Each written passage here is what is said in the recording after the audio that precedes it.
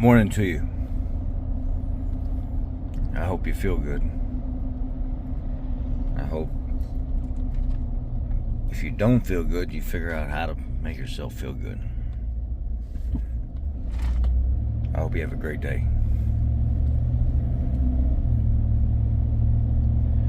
This whole Trump assassination thing has really got me thinking about a lot of stuff lately. Just for the simple fact that the parents were therapists and they didn't know what was going on with their son seems very fishy to me. The fact that Crooks had such easy access to his dad's firearm seems very fishy to me. The fact that they knew 90 minutes before there were text messages being sent back and forth to local law enforcement trying to identify as one guy was leaving his detail. The text messages state that, hey, seen this suspicious looking dude, he's got a rangefinder, he's standing out here by this building right outside of where Secret Service is at. You know, we need to get in contact with them and notify them of what's going on.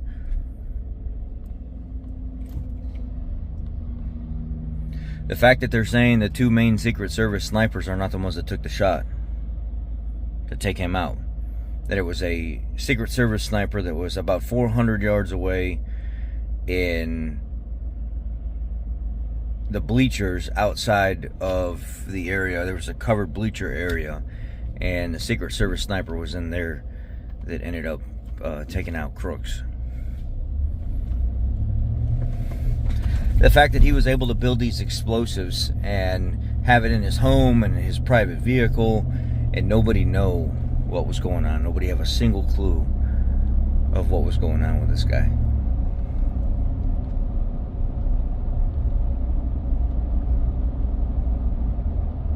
The fact that Joe Biden dropped out of his running for president next because he's sick, because he just can't do it anymore. He's falling apart, and they put Kamala Harris in place. Just goes to show you that something was definitely in the works for there to be some kind of major change happening.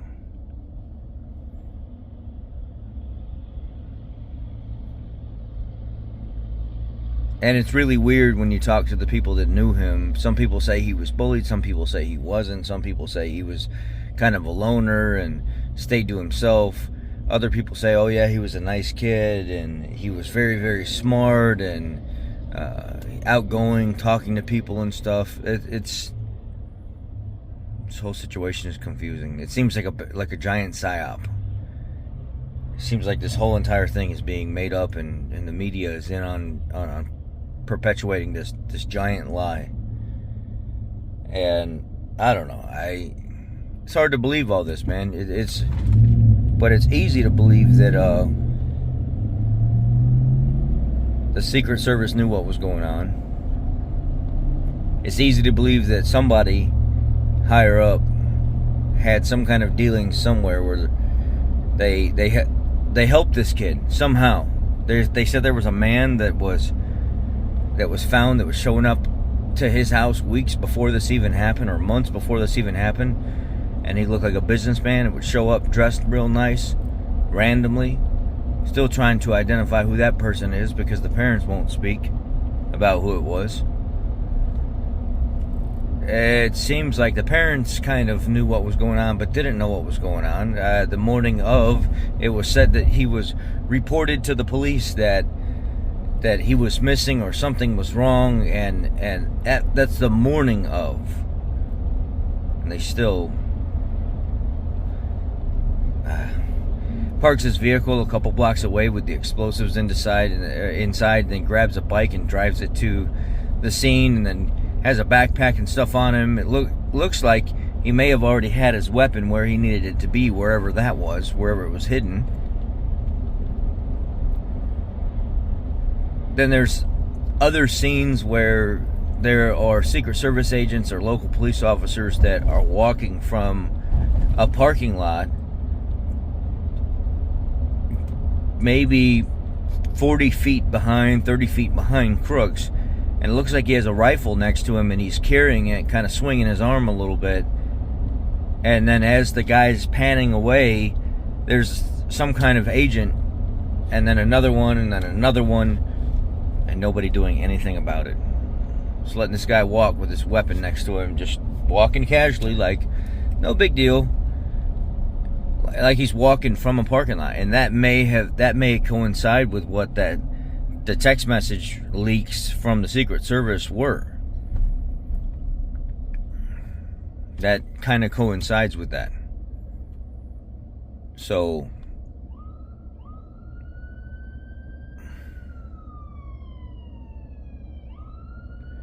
I don't know. This whole thing is fishy.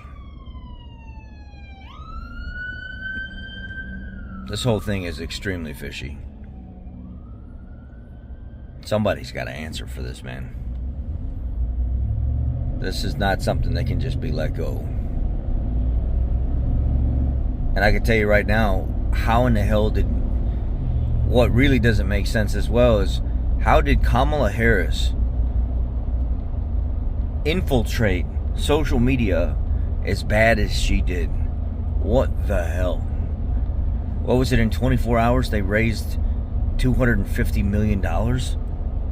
Within days or within like a week of her being on TikTok, she already gained 2.7 million followers. Joe Biden was on there for months and months and months and only got like 350, 400,000 followers. She's that popular? And then now these people saying, if you really care about your daughters, if you really care about women's rights, you will vote for Kamala. All these flakes just coming out of the woodwork all across the United States. All of a sudden I'm seeing these like liberal farmers popping up that they're putting out stuff on their social media, and they're acting like they've been paid for, saying all these nice, kind things about Kamala Harris. I never heard a farmer say anything nice about the Democratic Party, to be honest with you. But now all of a sudden these people out of nowhere have all these nice things to say.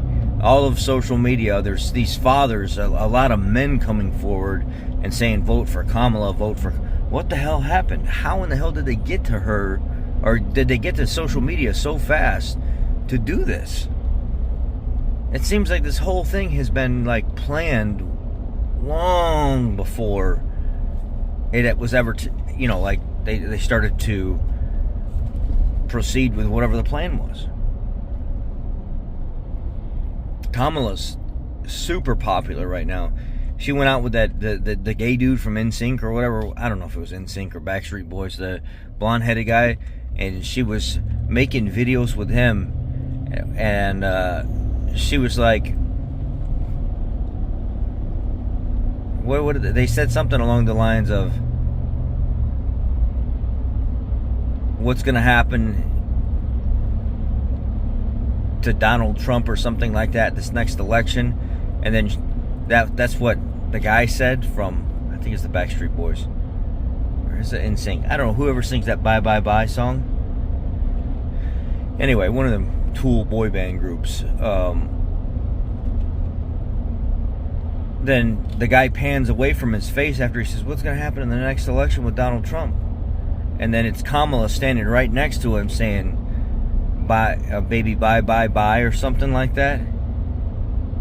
What the hell? How did she get it to celebrities so fast? Already flying out to do videos with them at their homes and stuff. This is really crazy to me how all this is happening, and literally makes no sense that it's happening. I don't get it. And frankly, it's kind of scary. I've seen Kamala with other celebrities. And man, for her to be doing this kind of traveling already, she's got to be putting in work. There were places in conservative towns that were having parking lot gatherings supporting Kamala Harris.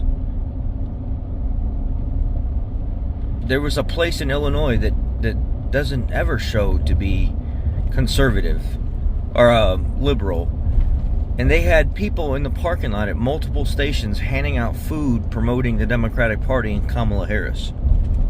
What? Was it normal Illinois or something like that? What? There's something very abnormal about that. Something really, really big and very deep is going on here. And we need to be very careful. I have a feeling what's going to end up happening is they're going to throw this election and people are not going to stand for it, and they're going to take to the streets. They're going to cause chaos, and it's not going to stop. It's going to just keep going.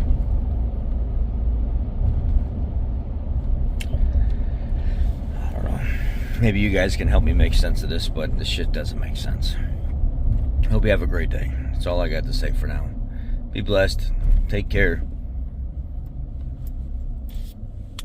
I don't know. I just don't know. Y'all have a great day.